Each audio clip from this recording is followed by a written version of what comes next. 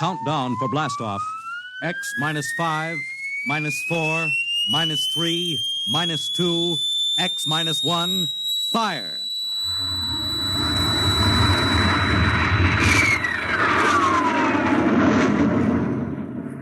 From the far horizons of the unknown come tales of new dimensions in time and space. These are stories of the future, adventures in which you'll live in a million could-be years on 1,000 would-be worlds. The National Broadcasting Company presents X minus one.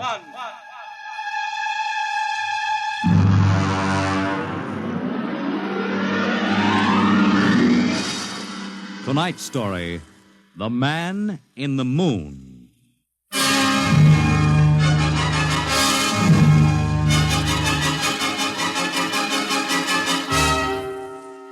Attention, attention. This is the Federal Bureau of Missing Persons calling all local agencies. Attention, this is a coded report nationwide. Missing since 9 o'clock this morning the following persons: Smigley Jonathan, 5 feet 8 inches tall, brown hair, brown eyes, mastoid scar behind right ear. Hello? Last seen wearing blue top coat and Hello? tan cap. Hello, Wanted Earth? by Los Angeles. Hello? Get off this wavelength. Hello, This is a Earth? restricted band. Hello, Earth. Whoever you are, you're on a coded Hello, wavelength. Earth. Tune out. This frequency is reserved Hello? for the Federal Bureau of Missing Persons. Hello, Earth. This is the moon calling Earth. Hello, This Earth. guy's loony. This is Jake in transmission. Jake, this is Charlie of the code room. Some crackpot is on our frequency. Yeah, I heard him, Charlie. I've got CQ trying to trace a source now. We should have a triangulation any second. Well, hurry it up, will you? Some ham is in for a good stiff fine by the FCC. Yeah, they ought to take his license away. Oh, here comes Lenny with the directional fix. Right. Thanks, Lenny. Hey, what's this? This is impossible.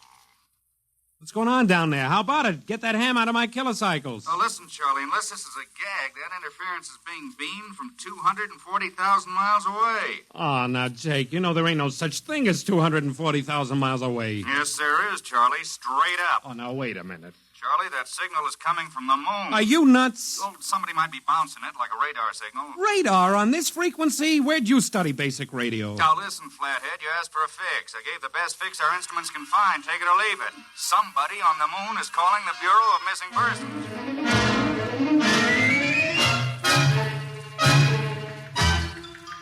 Mr. Timken. Mr. Timken. What's the sweat, Charlie? Shouldn't you be broadcasting? Listen, Mr. Timken. You know I'm a sober citizen, right? Mm-hmm. Never once have I broadcast with the smell of alcohol on my breath, right? Right. In all your 12 years here at the Bureau, did I once What's ever... the matter, Charlie? We're picking up a message on our Well, wavelength. did you report to the FCC? I ain't got the nerve.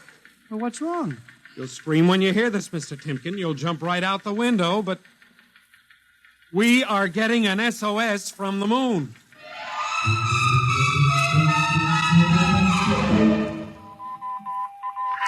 Well, that's it. He started on voice and switched to Morse. The way the signal repeats sounds like a phonograph record or automatic sender of some sort. Well, what's it say? Let's see here. Can you read me? Help. Otterburn. Will contact when moon is in phase. Let's have that again. Can you read me? Help. Otterburn. Will contact when moon is in phase. Otterburn. That sounds like a name, Otterburn. Otterburn. Wait a minute. Something registered? Cornelius Otterburn. Holy jumping Jehoshaphat. Hey, where you going? Talk to the chief. Hey, wait a minute. What are you going to tell him? We just got a CQ from the man in the moon? That's exactly what I am going to tell him, Charlie. Oh, this is just too much for me.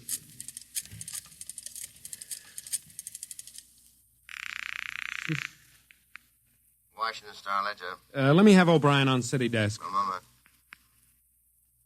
O'Brien? Seamus, Yeah? Charlie Starbuck down at the Missing Persons Bureau. You want a hot one? No kidding. This'll cost you a beer, okay? All right, shoot, Noodle Brain. I'll stay on your wavelength for 30 seconds. Okay. We just got a radio message from the moon. Yep. What? From the moon. Call me back when you're sober. Okay, Seamus, if you don't know a story when you see one, I'll send you the name of a good psychiatrist. So long, Orson Welles. How do you like that? He don't believe me.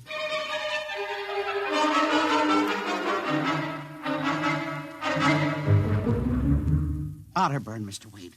Now, does that name ring a bell? You're the man with the photographic memory, Henry. What about Otterburn? Cornelius Otterburn, atomic physicist, reported missing from his home in Baltimore on June 5th, 1945. Just 5 years ago. Vanished completely. Are you trying to tell me you really think there's something to this man-on-the-moon business? Henry, I'm surprised at you. This is some crackpot trying to jam the airwaves. Yes, but the name Otterburn is so unusual. So Mr. are a lot of names. But I have a theory that... I was afraid of that. Henry, you always have a theory. Let's see, what was it last year? Oh, yes, that people disappear in occupational psych. But it's true. Please, Henry, I'm a busy man.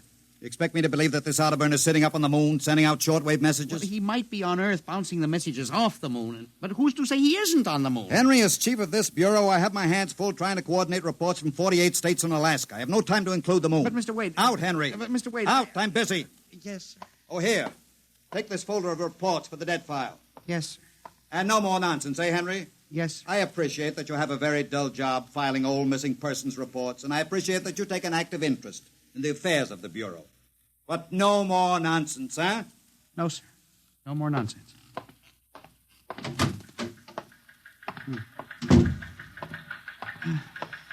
Pardon me.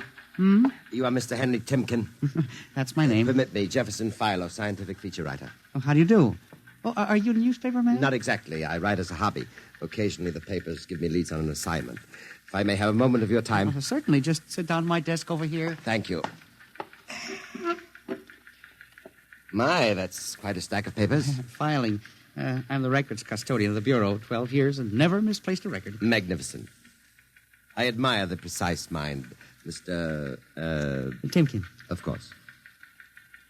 Now, Mr. Timken, Mr. O'Brien, the editor of the Star Ledger, said I might drop by and investigate a rumor.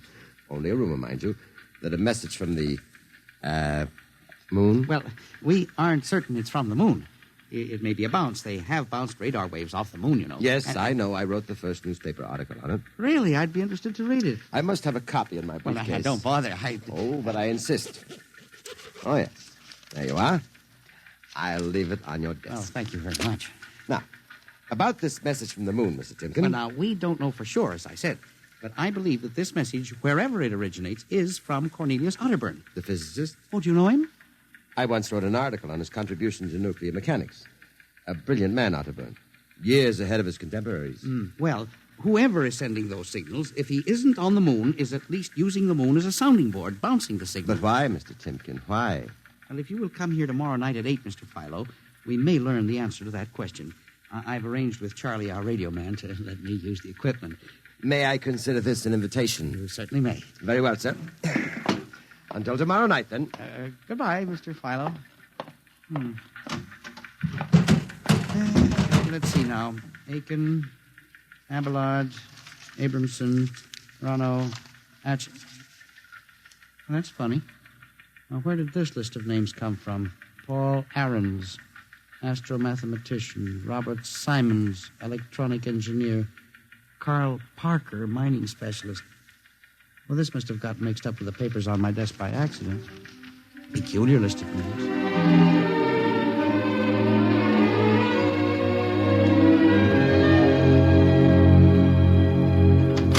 Oh, good morning, Charlie. Oh, hi, Mr. Timken. See, we made the papers. Oh? And how? And as the chief steamed up about it, he really gave me what for. What did the paper say? Oh, mostly ha-ha. Here's the Herald. Listen. Man on the moon contacts Missing Persons Bureau. Missing atomic scientists sitting on the moon, say Bureau experts, etc., etc. What a panning. Well, no wonder Mr. Wade is hopping. Say, about tonight, Mr. Timken, I don't know. Now, you promised you'd give me a key to the radio room. Yeah, but I didn't expect Well, this. I'll take full responsibility with Mr. Wade. At the time for the morning broadcast, we got quite a list today. Well, mind if I listen a while? We may hear Otterburn. Why, I ain't self-conscious. Just stick around. Yes. Attention, attention. This is the Federal Missing Persons Bureau calling all local agencies. Nationwide. This is a coded broadcast. The following persons are missing. Aarons, Dr. Paul, What? 5'5", brown hair, brown eyes, scar on left side of chin, thick glasses. Aarons. Occupation, astromathematician. Missing since 6 o'clock this morning. Being sought by Bel Air police. Charlie. Repeat. Dr. Paul Charlie, Aarons. shut it off a second. Hold it. Delay 1 minute. Listen, Mr. Timken, it's okay to stay, but you can't interrupt Now, this. this is important. Did you say Dr. Aarons was reported missing this morning? 6 a.m. We got the report from Bel Air less than an hour ago. Are you certain, Charlie? Positive. What is this? Charlie, what's the next name on the list? Let's see. Simons, Robert, engineer. What? Came in less than 20 minutes ago. 20? Hey, what's the matter with you? You look like you've seen a ghost. It's nothing, Charlie, except that last night, quite by accident, someone left a list of names on my desk, and that list included the names of those 2 men who were reported missing within the last hour. What? Oh, that don't sound right to me. Well, it isn't right, Charlie. It leaves a big question to be answered. Who would make up a list of missing persons before they were missing, not after?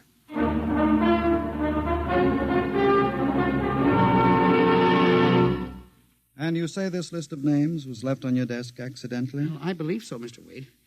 Do you have any ideas, Henry? Well, it's hard to say. Mr. Philo left some papers from his briefcase. Mr. Philo? Well, a science feature writer. I see. You were the leak on that story, then? Well, yes, sir, I'm afraid I was.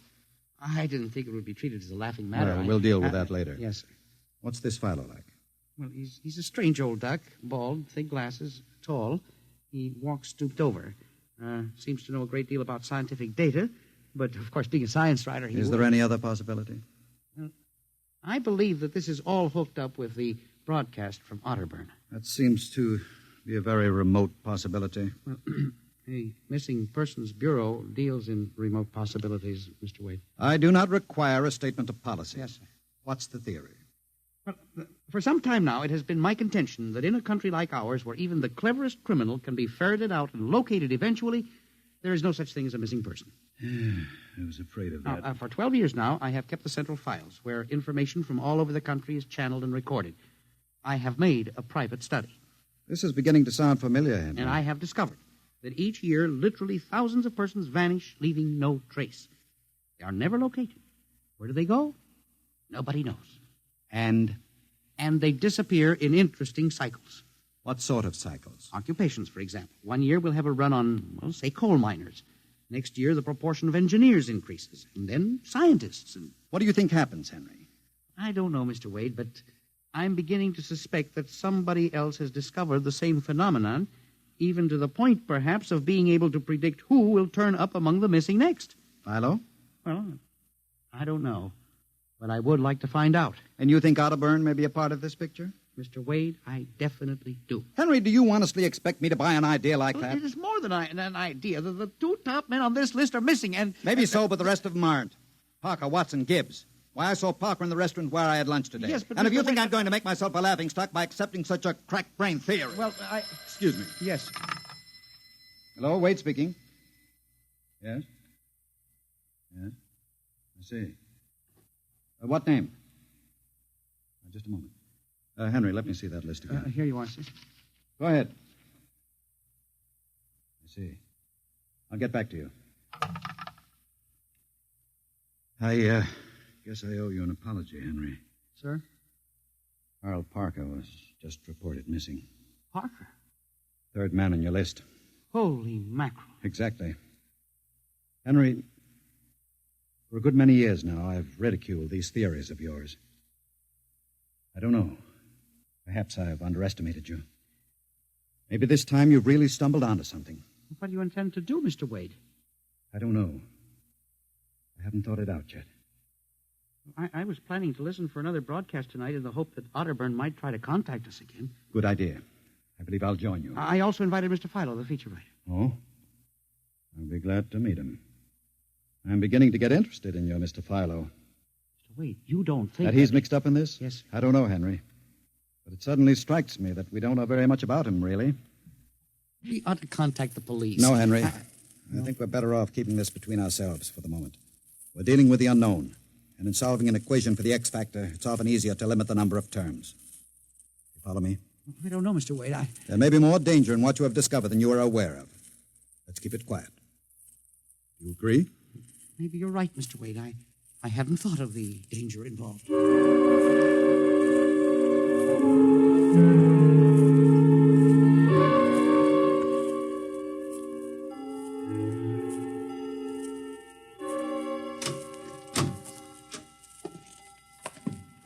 o'clock. When Mr. Filer was late. Well, he said he'd be here. He strikes me as a man who keeps appointments. Look out the window. Yes. The moon is almost in direct phase. We can't wait much longer. Well, it's a perfectly clear night for transmission. If anybody's sending, we ought to pick it up with this equipment. You'd better switch on the set. Yes. I never realized how eerie this office could be when it was empty. I left a light in the hall for Mr. Filer when he comes. Are you getting anything? Just some foreign stuff, I think. And that concludes the British portion of tonight's programming from Johannesburg, South Africa. We continue in April. That's a peculiar transmission sound. Earth. Now, that sounds like something. See if I can work the selector. The moon is in phase. Yes. Hello, Earth. Can you hear me? I'll try to return. Hello? Hello? Hello, Earth. Hello, do you hear me? Oh, I get you now. Thank God. Who are you? Can you hear me? Who are you? This is Professor Cornelius Otterburn. Hello? Go on, I hear you. Not much time. They're on to me. They've located my sending point. Do you hear me? Go ahead, keep talking. I've only enough oxygen for a few minutes more. Well, where are you? I'm on the Earth side of the moon. You get that? The Earth side of the moon. A volcanic crater. Good. Start that recorder, Mr. Wade. Go on. Explain, please. Explain, Now please. listen closely. There is an Earth colony on the moon. There is an Earth colony on the far side of the moon, made up of renegade scientists and criminals. Professor Ernst Halsman. Halsman, he died in an insane asylum in 1938. Professor Ernst Halsman discovered nuclear rocket power in 1935. Turned his plans over to escaped inmates of the asylum. They took off and set up a colony on the far side of the moon in 1938. Go ahead, we're recording you. Each year, they recruit new colonists from Earth. Slave labor, mostly. I was kidnapped in 1945. Yes, I know. Keep talking. They wanted me to work on atomic drive for their flying disc. Hello? Still getting you. Go on. Last month, 6 others and I escaped. Speak louder. You got to stop them. Stop them. Stop who? The moon colony, planning to take over the Earth invasion. Oh, Hang on. no oxygen. Hard to breathe. Listen, they have agents on Earth. You hear me? Agents on Earth. Where? Who? Hello? Agents in... Henry, look out. Lights. Someone at the window. Get down. Henry, are you all right? I think so. His shot smashed the transmitter. And the lights. Strike a match. Careful. It was close. I got a look at him. From the description, it was your Mr. Philo. We got a recording anyway, but not the most important part of the message. Poor Otterburn, suffocating to death. Henry, we've got to get you out of here. He said they have agents. Philo was probably one of them. He'll be looking for you now, trying to kill you. But the police... Do you think the police would believe a fantastic story like this? People being kidnapped to the moon as slave labor? Moon colony planning an invasion of the Earth? But Henry, believe me, they'd trap us into straitjackets before we could finish. We've got to do something. We need time. Time to get proof. You don't think my theory was bunk then? I know it wasn't, Henry. Right now, my only concern is for your safety. But we can't walk out of here. Philo's probably waiting. Listen, there's a service elevator that leads to the basement garage. Yeah? We can get down there. There are some delivery trucks parked there all night. We can probably get one started. The garage door's off the ramp, work from the inside. We'll start the mechanism and make a run for it. I don't know. I think if we call the police... By the time the might- police get here, we'll be dead. You think Philo will wait outside all night? Come on. That's an order. Okay. But what about the recording of Otterburn's notes? We'll leave that here in the safe in my office. They'll never get into that. Let's go. You buzz the elevator while I hide the recording.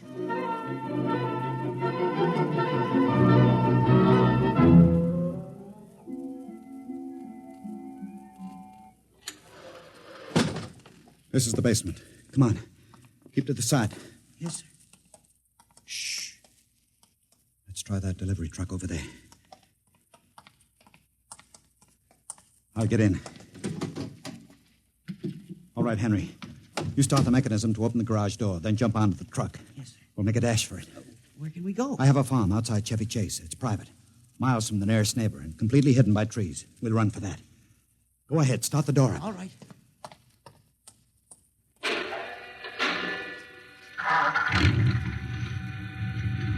Quick, jump in. Let her go, Henry. Cross your fingers.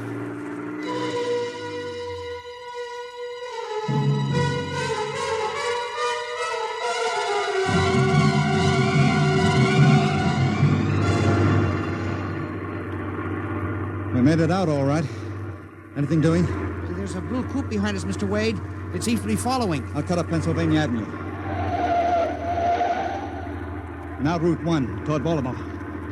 It is following. He turned with us. Can you go faster? Not much faster. Well, he's gaining on us. I've got an idea. Hang on, Henry. Yes. Why'd you stop? I'll turn off the lights.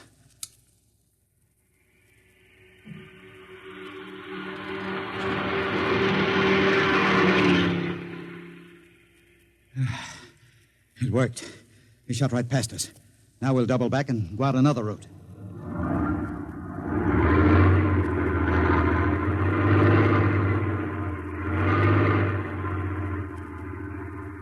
Well, I don't see anything. I think we've lost him. Good. I think everything's going to be all right now. We can be at my farm in less than an hour.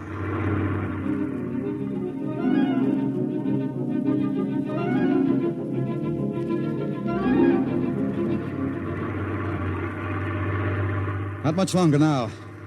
Is anyone behind us? I thought I saw the blue coupe again, but I was mistaken. Whew. This place is really out in the wilderness. We can stay here indefinitely till we figure out the next move. Now, just up this dirt road now. There's the house up ahead. You're not going toward it. No, I have a better idea. There's a big abandoned wheat silo on my grounds. It's down a hollow where it can't be seen except from the air. And even then, the oak trees shield it. We'll hide you out there. Now, we leave the truck here. It'll never be seen. Come on. Yes. How did you ever find this place, Mr. Wade? I've always liked seclusion. I bought it about 12 years ago. Come up here in the summertime to get away from it all. There's the silo. Certainly well hidden. There's a small door around the side. Come on. Be careful of those bushes. Yes. It's hard to see them in the dark. Do you suppose Philo will find us? I assure you, Henry, Mr. Fowler will never find us here. Not in a million years. Here's the door.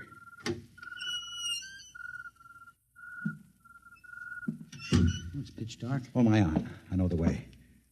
Just a few steps up and another door.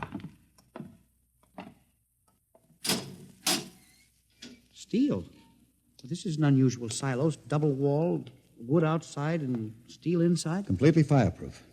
An army couldn't wreck it. We're inside the inner shell. Careful. Yes.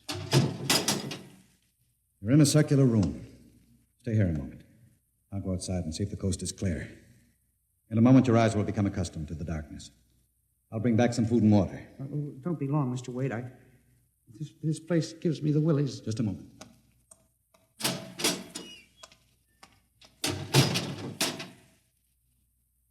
Mr. Wade. I swear I hear something. Mr. Wade. What's that? There is something. Good Lord. There's someone in here. It's locked. Oh, no. Mr. Wade! Mr. Wade, let me out! I'm not alone in here! Mr. Wade! This must be a light switch. Thank God. Oh, no. People. 10, 15, 20. Mr. Wade, help! Help! It will do you no good to shout, Henry. Mr. Wade, where are you? Outside. Speaking over the intercom. Mr. Wade, there are people in here.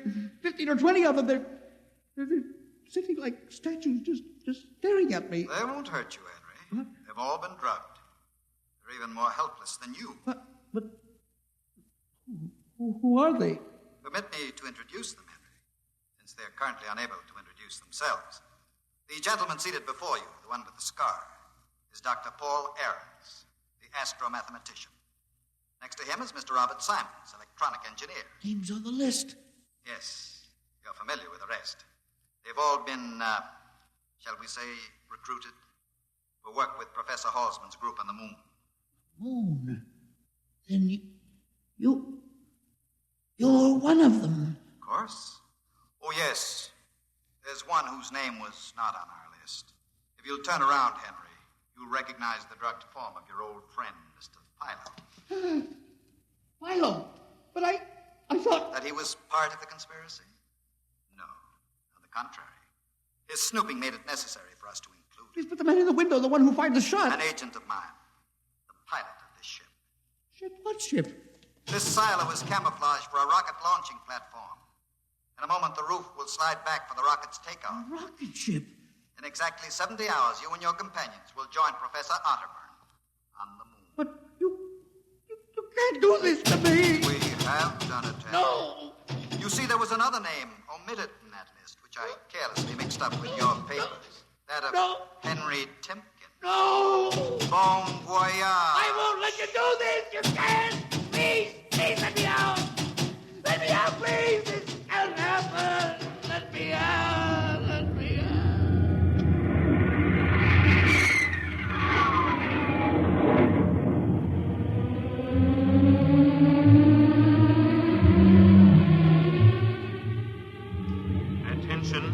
Attention.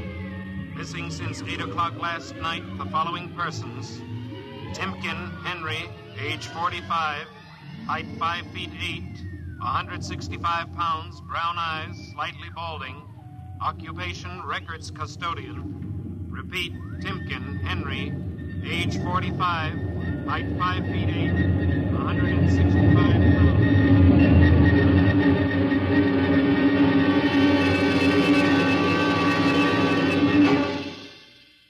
In just a moment, a word about next week's adventure. Tonight, by transcription, X-1 has brought you The Man in the Moon, an original radio drama written by George Lefferts.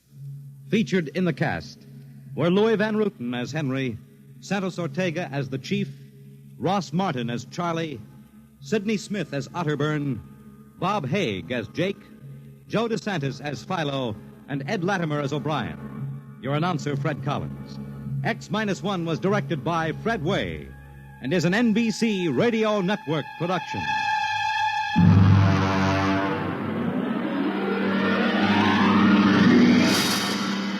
And now, next week, the sign on the window said Perigi's Wonderful Dolls. A woman and a child waited outside. The little girl peering eagerly through the window, and the woman glancing impatiently at her wristwatch, as if expecting someone who was late for an appointment. And there was nothing about Perigi's doll shop to warn them that they were waiting to keep an appointment with Doom at X minus 1.